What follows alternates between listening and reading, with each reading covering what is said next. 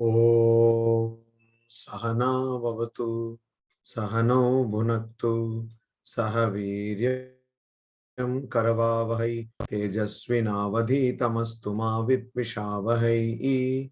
Om Shanti Shanti Shanti Hari Om.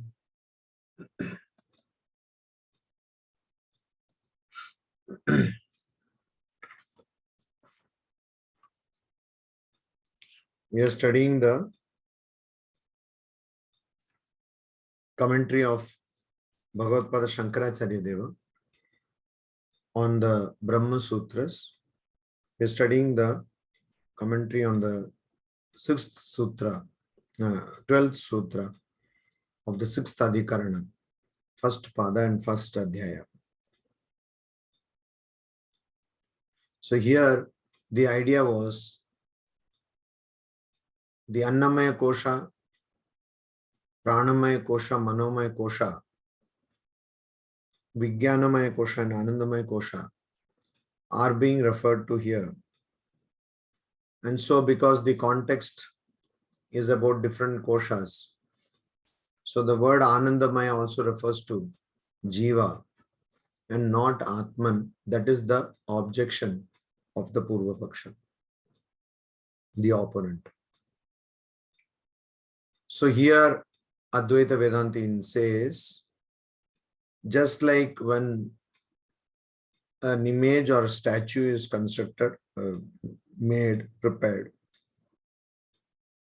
a cast is prepared first, and in that die or cast, the mold, whatever material is used for making the statue is poured in, and that musha or the mold is used.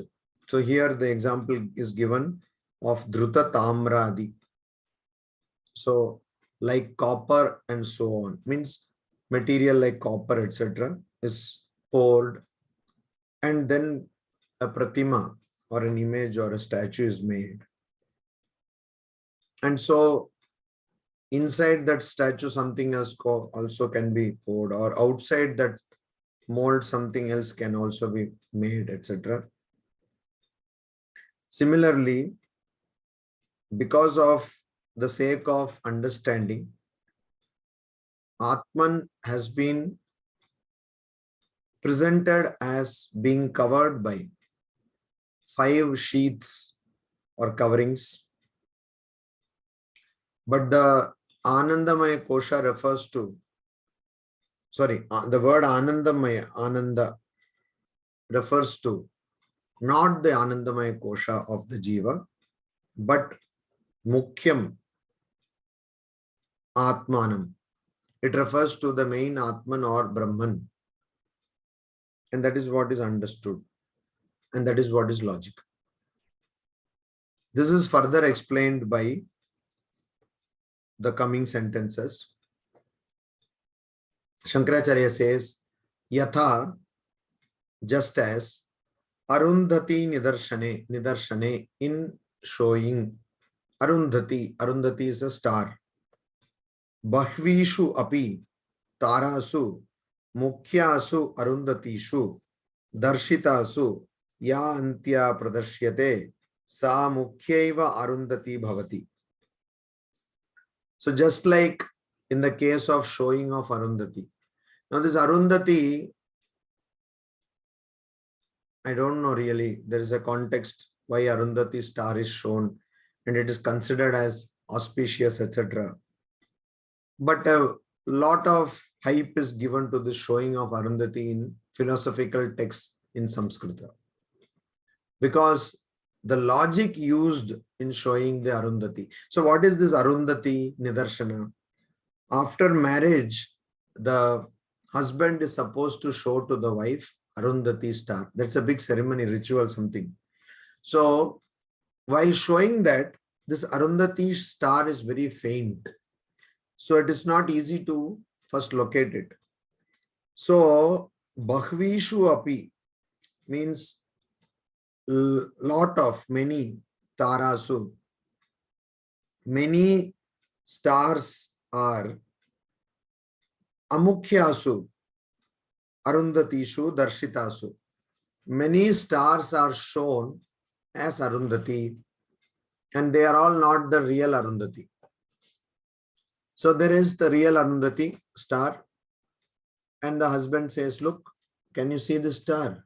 Yeah, that star is not Arundhati. Can you see that star? So this star is not Arundhati. Then can you see this star? This is not Arundhati. Then can you see that is Arundhati? Like that he will go on telling this is not, and then finally say. So there was one person, he was going in a car, okay, and he was asking for directions.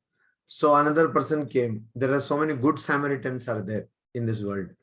So this good Samaritan, he came, and this fellow stopped his car and pulled down the window and asked, sir, please come. I said, what happened? He said, do you know the direction to this house? Oh, that. Okay, I will tell you. What you have to do is you have to go straight, okay, and there will be a cutting, there will be a crossing there. So what you have to do, you have to take a second left, you have to take, and then you go straight there. There one school will come. From there you take a right cut, and then you go straight. There will be a tree. Okay, somebody has made Ganesha and all that in the tree. So there you go straight, and there you will see a tea shop. You ask the tea shop fellow, he will tell the directions. Understood? So that is the Arundhati Nyaya. First, this star you see, this star, it is not Arundhati. Next, this. So Bahvishu api tarasu amukyasu Arundhatishu. So many stars which are not the main Arundhati. What is the main Arundhati? That means they are shown as Arundhati, Darshitasu. After showing these stars, many stars as Arundhati, Ya Antya Pradarsyate, what is in the end shown, Sa Mukhyaiva Arundhati Bhavati. That indeed is the actual Arundhati. Evam, in same manner, Ihapi, here also, Anandamayasya Sarva Antaratvat Mukhyam Atmatvam. Because Anandamaya is after everything. So on top of it, Vijnanamaya, on top of it, Manomaya, on top of it, Pranamaya, then Annamaya. So it is Sarva Antaratvam. It is because of it being the innermost of all. It is Mukhyam Atmatvam. It is actually denoting Atman. Yattu Brushe. What has been already told. It is addressed to the Purva Paksha, the opponent, that yes, you are saying this. Priyadinam Shirastvadi Kalpana Anupapanna Mukhyasya Atmana iti. So you are saying that, you see, if Atman is referred to here, then you cannot imagine parts of Atman, like head, etc. Because obviously, Atman cannot have parts. And also, you cannot imagine these parts to be Priya. Priya means means liked. These parts to be liked by Atman, etc. That is not possible. So this is Anupapanna, illogical. Of the main Atman, it is illogical. And therefore, your argument is that it is not referring to Atman, but it refers to Jivatma. That is your logic. Atita Anantara Upadi Janita Sana Swabhaviki iti Adoshaha. So here what we are saying is Atita Anantara Upadi Janita. Atita Anantara Upadi. Upadi means superimposition, which is Atita. Atita means past. And Anantara, which is immediate past. So something which is Janita, born out of a superimposition of the immediate past. Means it is immediate superimposition, result of superimposition which is immediately there. Sa na swabhaviki. So that kalpana,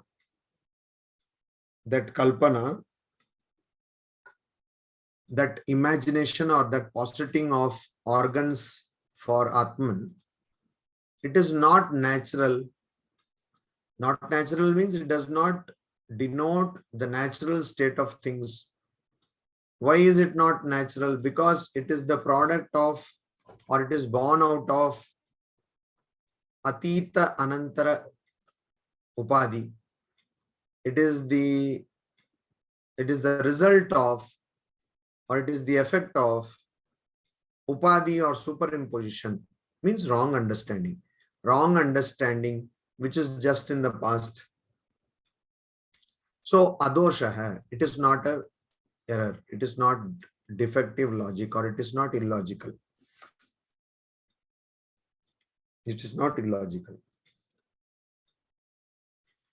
Shariratvam api anandamayasya annamayadi sharira paramparaya pradarshya manatvat. Also, Shariratvam api anandamayasya, the embodied state. Shariratvam means embodied state, means the state of being, the state of having a body, of Anandamaya. So the embodied state of Anandamaya, Annamayadi Sharira Paramparaya Pradarshya Manatvat. It is displayed. The fact that Anandamaya has a body, or the idea that Anandamaya has a body, is displayed in the sequence of Paramparaya, in the sequence of Annamayadi Sharira. Annamaya Adi. In the sequence of the bodies like Annamaya and so on.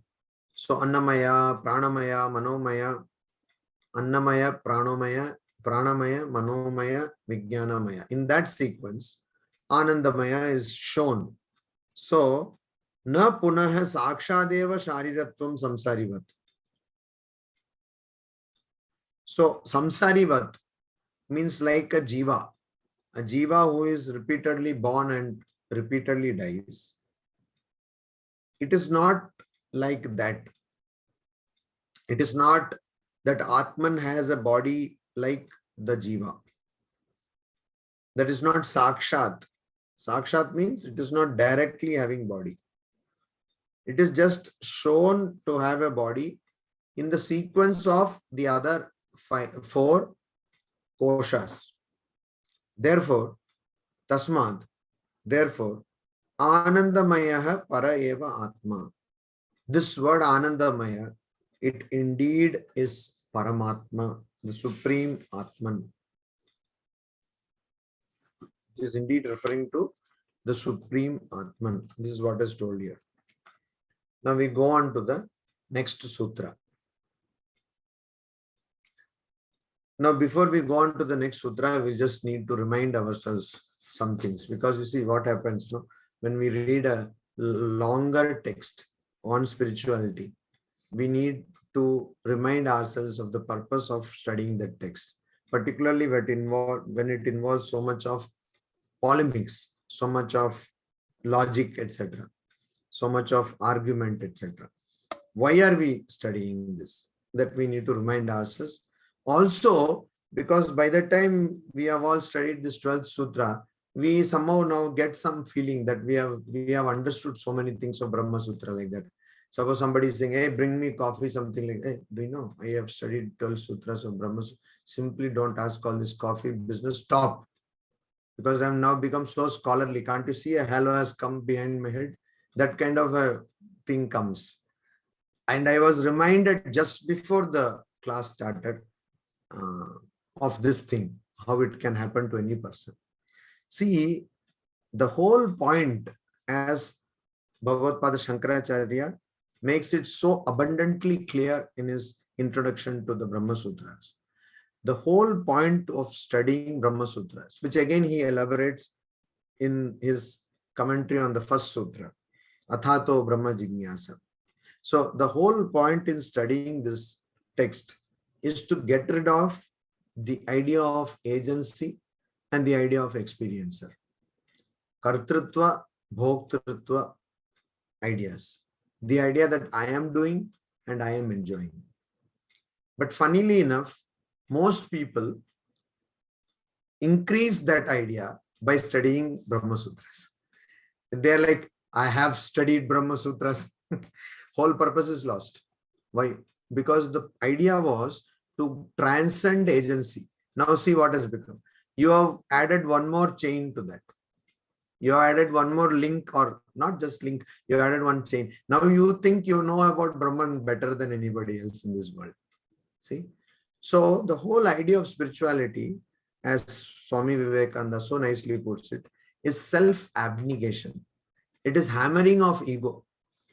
And it is true. Many people say, see, people study scriptures and they straight it goes to their head. Yeah, it is true.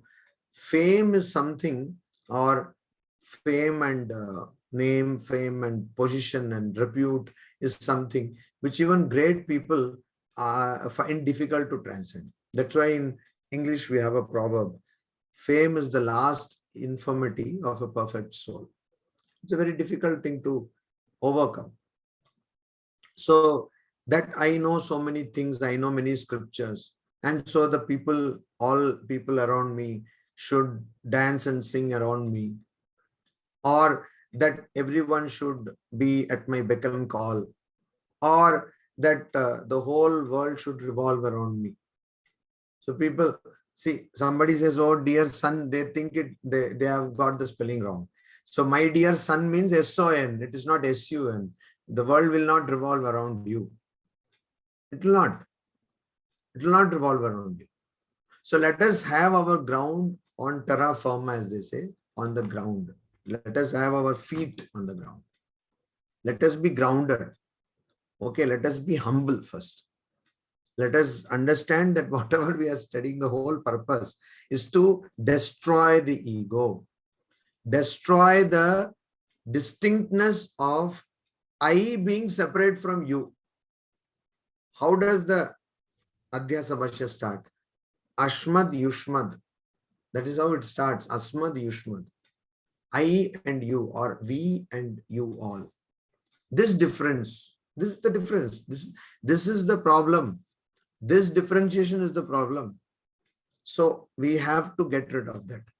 So if I think I have studied something, and I think that I should either stand on a pedestal or that people should put me on a pedestal, then we are doing it all wrong. It's wrong. And that is why practical Vedanta is something we have to understand. See, there is, how do I know that I have actually understood, or that I am going on the proper track towards understanding my inner potential divinity? How do I know that? I would know that when outer circumstances do not perturb me, do not disturb me, as was replied by Sri Krishna to Arjuna. This question, Sthita prajnasya ka bhasha samadhistasya keshava sthitadi kim prabhasheta kimasita vrajeta kim.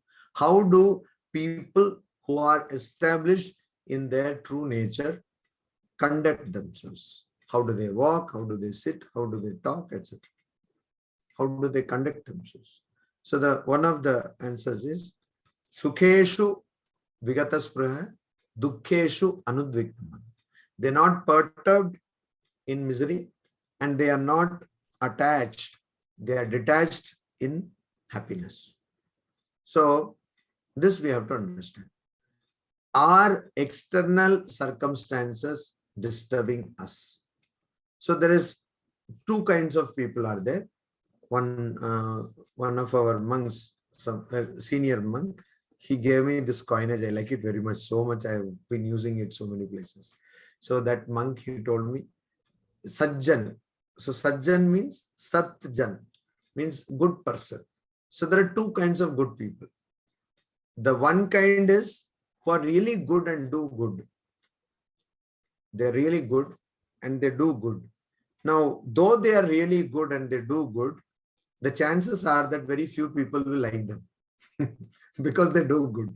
Okay, that's the first kind, and they're the rarest kind. The second kind is not so rare. We find them all over, all around, and they are Nishkriya Sajjan. Okay. So the first one was Sakriya Sajjan, you can call them. They are active, good people. And the next one is Nishkriya Sajjan. They are inactive, good for nothing, good people. So they're good for nothing. They're goody people, good for nothing. So there are people like that around us. They're like, oh, who is it? Oh, to bahut acha aadmi hai. What does he do? Nothing. So that's why he's acha aadmi, because he does nothing. So nobody has no complaints about that person, because nothing happens around him. So that kind of Nishkriya Sajjan. Definitely, we don't need to become that. Okay. So practical Vedanta is whatever you're studying, are you applying it in your lives? Are you really abnegating your ego? Are you really trying to transcend the ideas of agency and experience, being an experiencer? Kartritva and Bhoktritva. This question has to be asked. Why have we to transcend this? Very good. Because only by transcending these two ideas will you be able to transcend the cause of misery. That is Ajnana. The moment you do something thinking that you are doing it, it causes misery for you. The moment you enjoy something thinking that you are enjoying it, it causes misery for you. If not diabetes, it will cause misery. Okay. So either way, it will cause misery. Diabetes is very miserable. So either way, it will cause misery. So it will cause misery for you. Why do you want to be miserable? Because that is not your true nature. Your nature is blissful. So why do you want to be miserable, which is not your true nature? It's like a person has crores of rupees in one's bank, but does not want to spend. There are many people like that. So I don't know. One cannot understand what is the point there. So you have wealth, abundant wealth, but you don't want to spend. What are you? One day, maybe there may be a second demonetization also. What are you waiting for? So spend the money already. Okay. So why are you waiting for that? So the idea is we have to understand this. We have to get rid of dukkha. We have to understand that I and Brahman are same. So Jiva Brahma Aikya, unity of Jivan, Atma and Brahman. That is the purpose, to understand that. To understand that and to get rid of all kinds of misery, Atyantika Dukkha Nivritti. And then to get rid of that, we have to, all dukkha we have to get rid. As in Adhyasa Bhashya, Shankaracharya says, if you have to get rid of this Adhyasa, which is Naisargika, which is natural. So Adhyasa is not something which is unnatural. Getting rid of Adhyasa is, you can say, unnatural. You will not come across people are like, no, I want Brahma Jnana. Very few people, and whoever says that, most often society labels them as mad people anyway. So, okay, so those people, they don't find themselves in the loony bin, but definitely they are labeled as mad people, lunatics. So that is not natural. It is not Naisargika. Naisargika is what?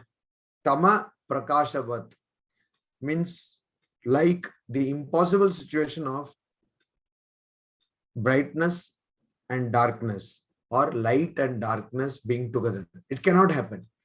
Similarly, we superimpose one with the other, the properties of one with the properties of other. So, itaretara adhyasa, itaretara dharma adhyasa. So, we superimpose both something and its properties over other. And that is why we get dukkha, we get suffering.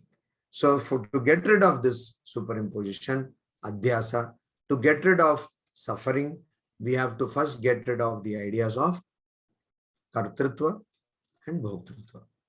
So for that, first we have to get rid of the idea that we are trying to study something great and that we are now becoming knowers of Brahma Sutra, that will be a ridiculous position where we are saying that I want to get rid of the idea of agency, that kartrutva, that I am doing something, but for that I have to first study Brahma Sutras.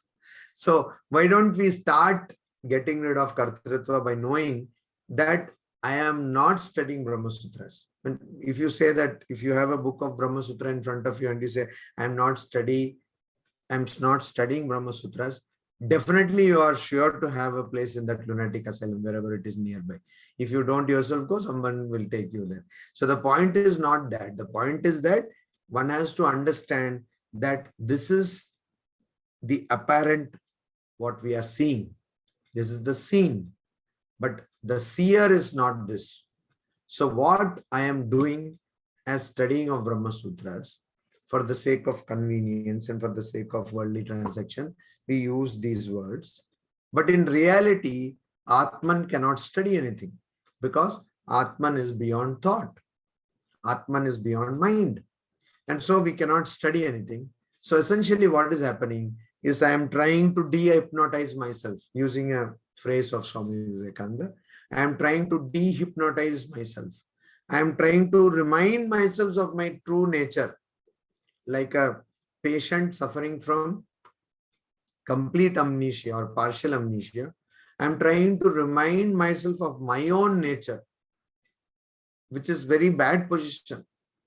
So as in Ashtavakra Samhita, Rishi Ashtavakra or sage Ashtavakra would say, don't think that you have become great because you're meditating. It's a very, very miserable position that you have to meditate to understand who you are. It is like somebody, Shrubaji is telling, I am Shruba, I am Shruba, oh, I am Shruba, Shruba. If she starts telling, so imagine that she has forgotten who she is. So it's like, Am Brahma, Mary, you are Brahma, why are you telling this? You are Brahman. So that means we have come to such a state of affairs, such a dismal state of affairs, that we have to remind ourselves who we are. So it's not something to enjoy about. I'm reminded of a incident. You see, our Puranas are wonderful. We don't know the chronology and the time, history, etc. Some of Puranas, there are things are written. So we have to just read them and understand. Swamiji calls Puranas historical novels. So at least he gives some historicity to that. Anyway, so there is this incident where Yudhishthira, it seems after the Mahabharata war, became little proud. So he thought that his kingdom is going on well. He is doing a wonderful job of administration, etc. And so he said so to Sri Krishna. He said, see how nicely I am doing all this charity. I am giving clothes to all poor people. I am taking care of their medical needs. I am doing annadana. I am feeding them, etc. And so Krishna, he wanted to, he's a teacher. Krishna is a teacher. So he wanted to teach this person something like, no, there are better people. So he said, oh, Dhritarashtra, let us go on a trip. So he brought this Dhritarashtra. Now, that's why I said historicity, because the timelines are so different. But anyway, that's what we get it in the legend. So Dhritarashtra was, Yudhishthira, not Dhritarashtra, sorry, that is a slip of tongue. So Yudhishthira was brought by Sri Krishna to this place. The place is nothing but Mahabali's kingdom. We know Mahabali, who was sent to so-called Netherlands by Vamana Avatara. So where is Vamana Avatara? Where is Krishna Avatara, etc.? Don't go to historicity, please. So he brought them. He brought Yudhishthira to Mahabali, and he showed him the place, etc. And so Yudhishthira was still on cloud 9. He said, okay, like that. So then he said, Mahabali said, okay, oh Krishna, you have come after such a long time. And then Krishna said, yes. Because obviously Krishna is known to everybody. Yudhishthira is not so well known. So Mahabali said, okay, who is this person? So Yudhishthira had small pang, oh, he doesn't know me, has not watched my YouTube channel. Okay. So he said, okay, he's not knowing me. Said, I am the Hastinapura and all that, blah, blah, blah. So I said, oh, what is great in your kingdom? You see, every day, thousands of people I feed, thousands of people I clothe, and thousands of people I treat. So Mahabali was shocked. He was, oh, you belong to, I'm sorry, you belong to such a miserable place. So, like, it's such a horrible place, horrid place you belong. I'm really sorry about that. So Yudhishthira was, what?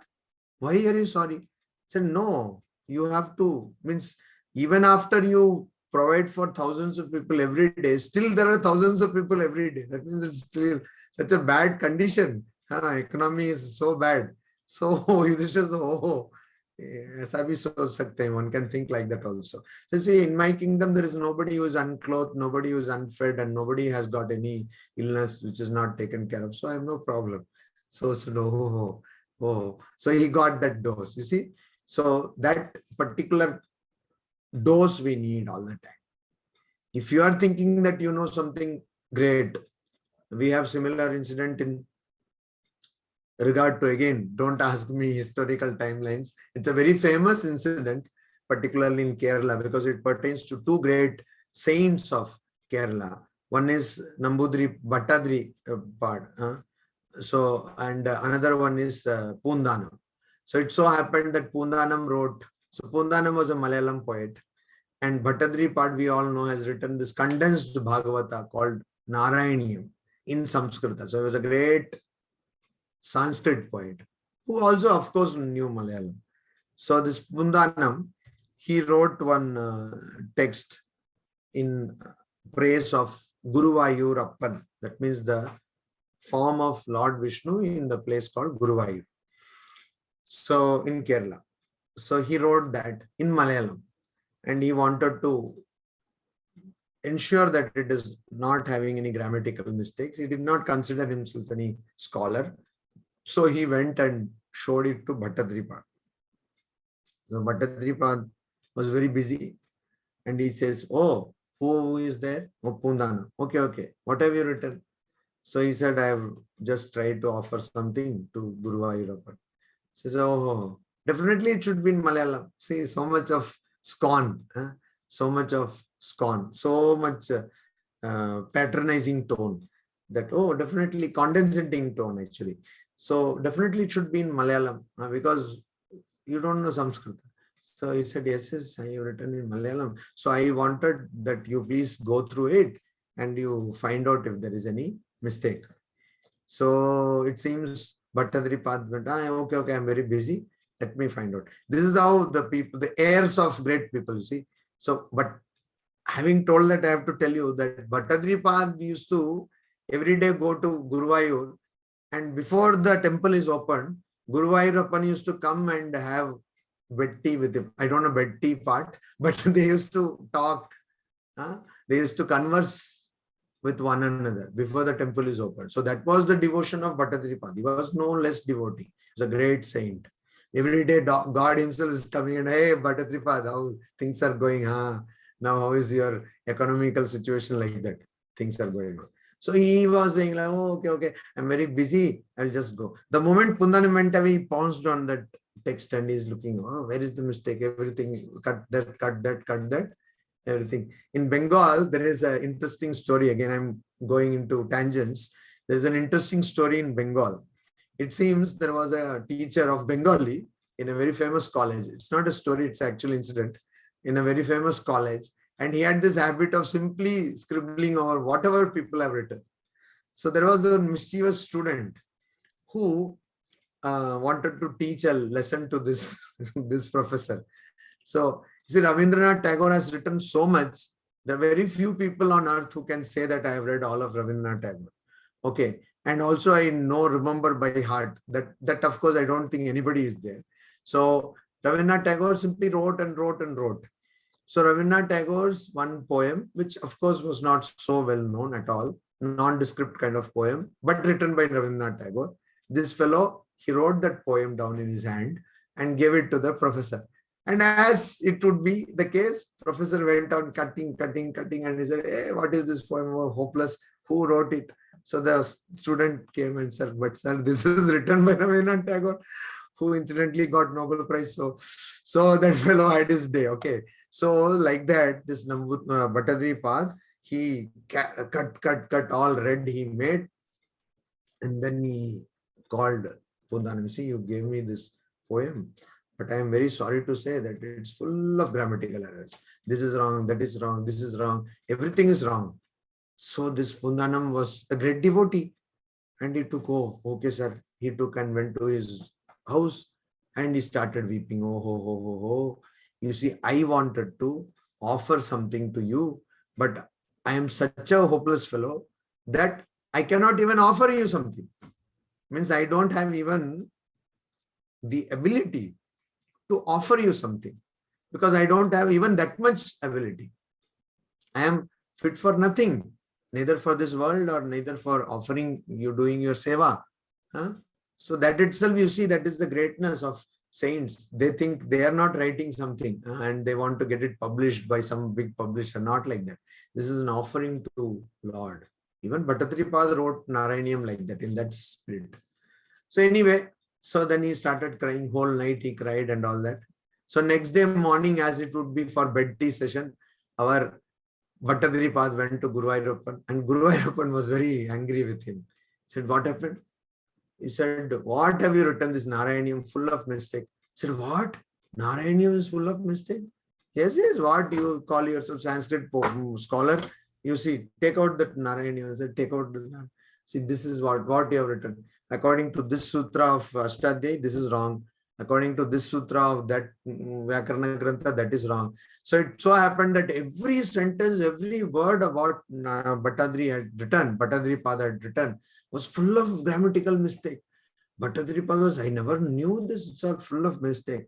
Then Vishnu or Guru Ayappan smiles and says, see, Bhattadri, I like Pundanam's bhakti more than your vibhakti. Vibhakti, you know, it is case ending, which is used in Sanskrit. So I prefer Pundanam's bhakti over your vibhakti. So the idea here is nobody can be perfect. Nobody can be perfect.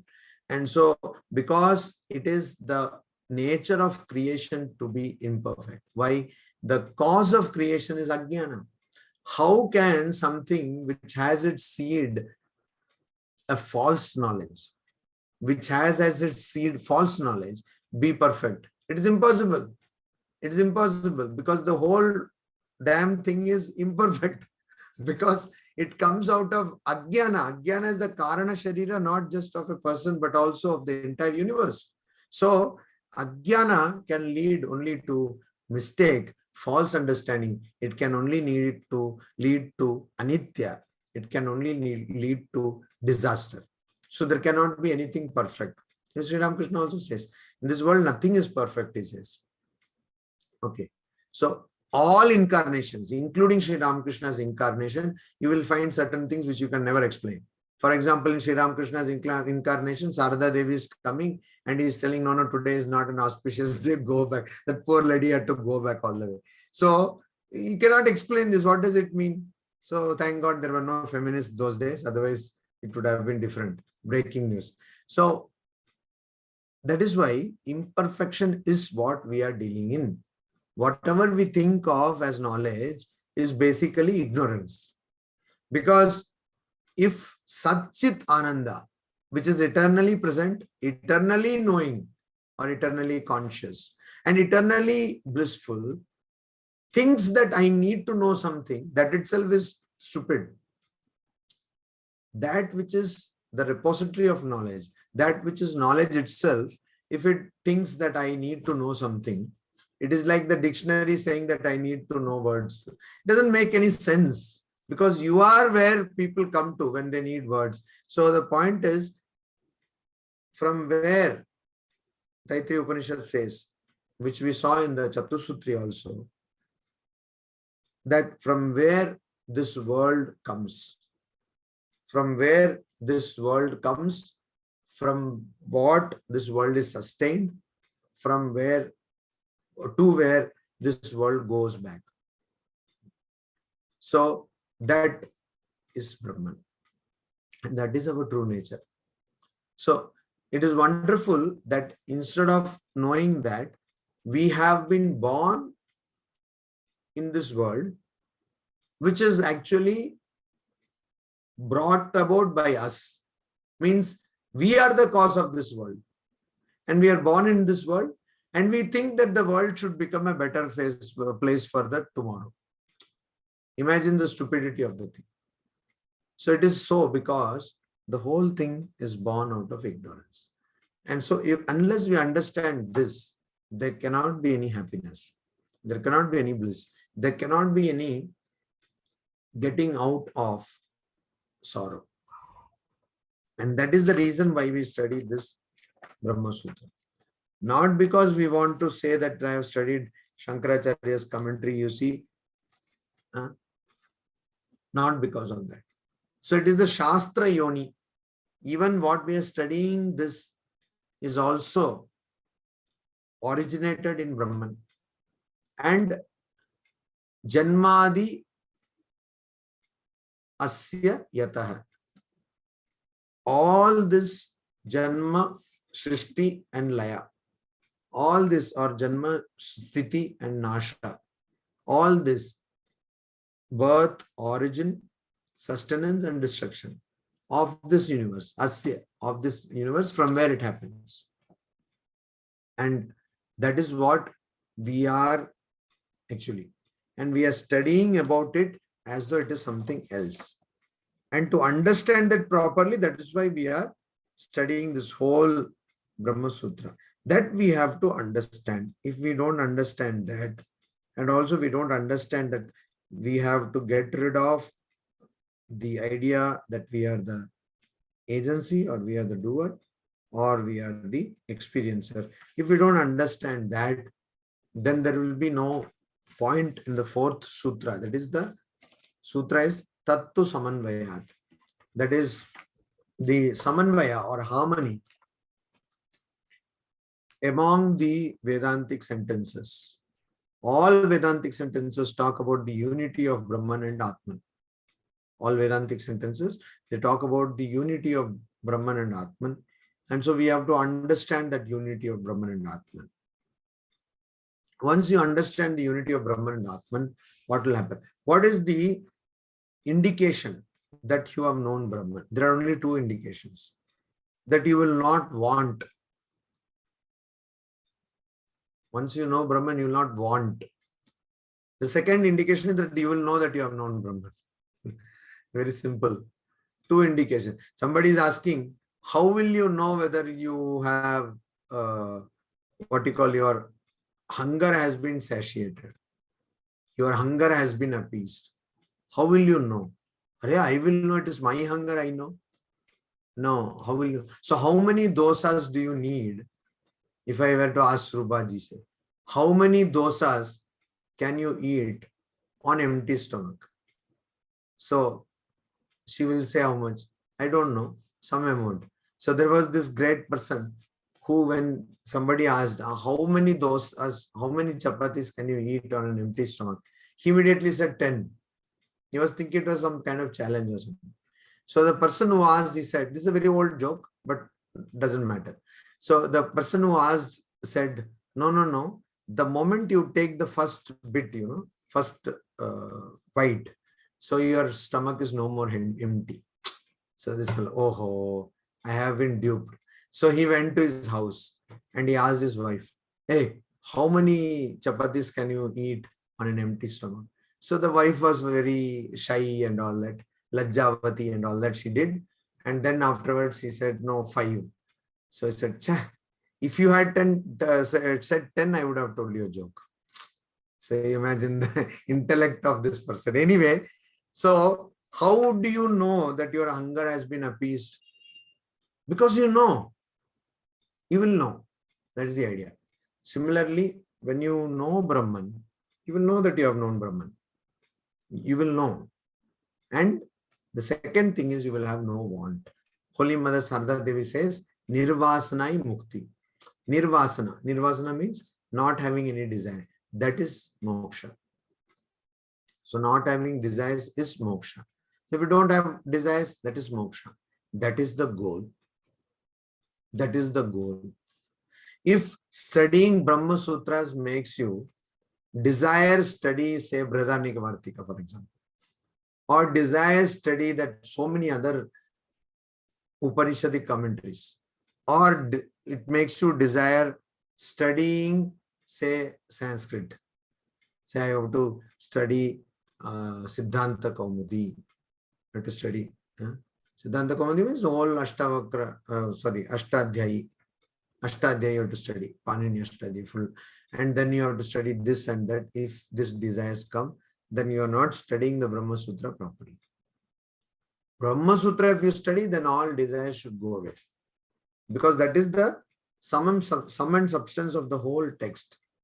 That what you see is not what it appears to be. So you see diversity, but actually it is unity. Okay. So you see difference, but actually it is unity. You see 5 koshas, but actually it is Atman.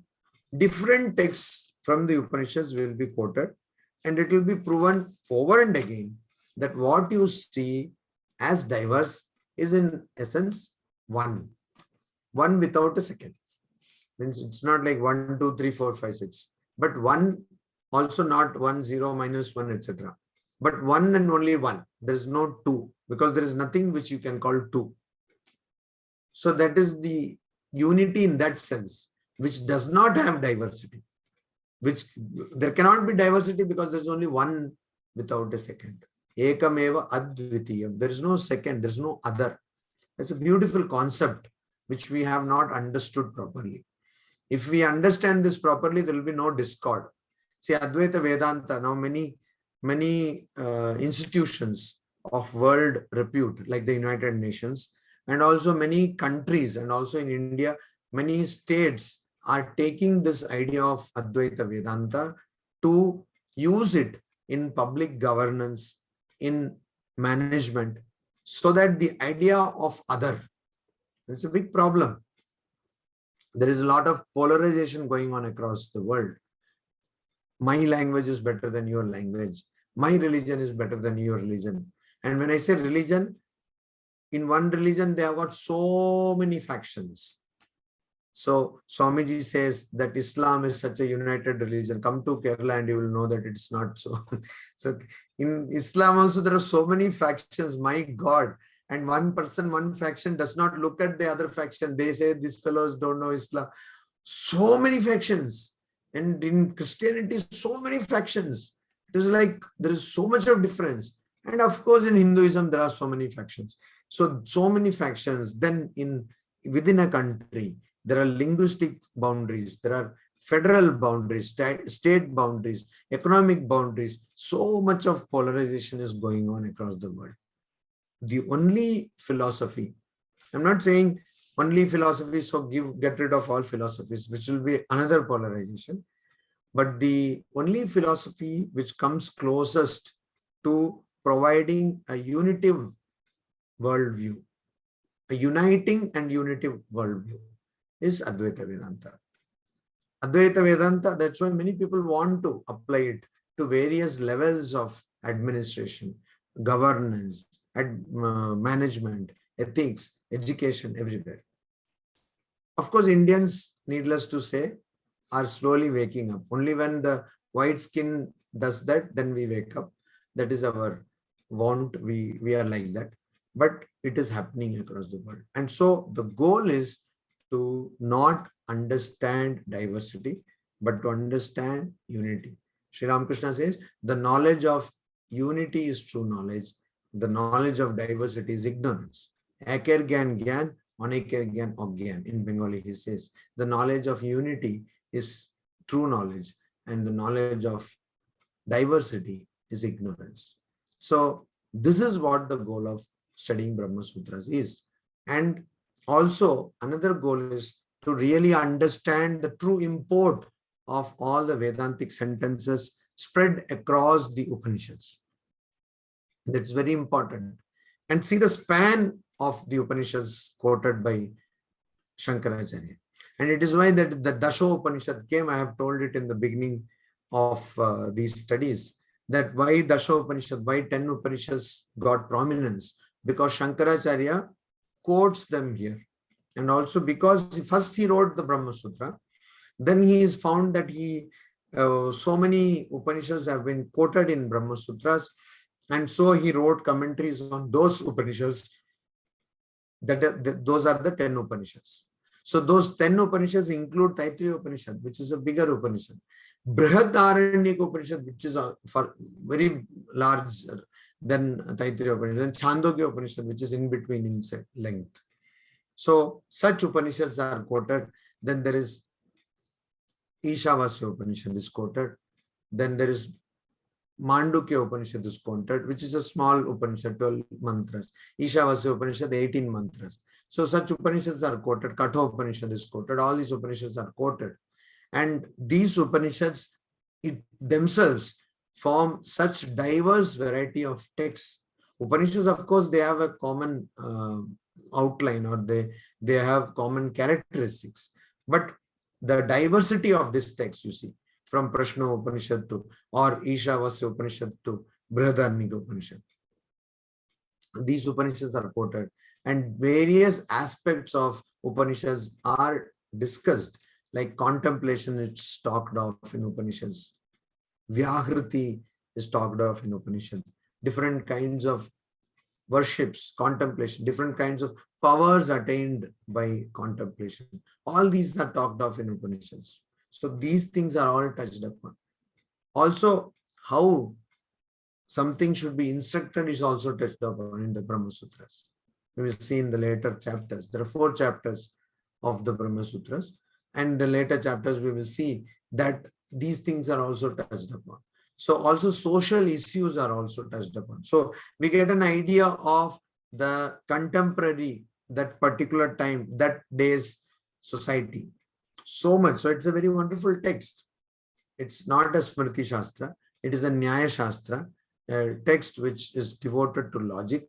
But at the same time, we get so much of input from this text. Be that may, the goal of the text is to get rid of doership and enjoyership, to get rid of kartritvam and bhoktritvam.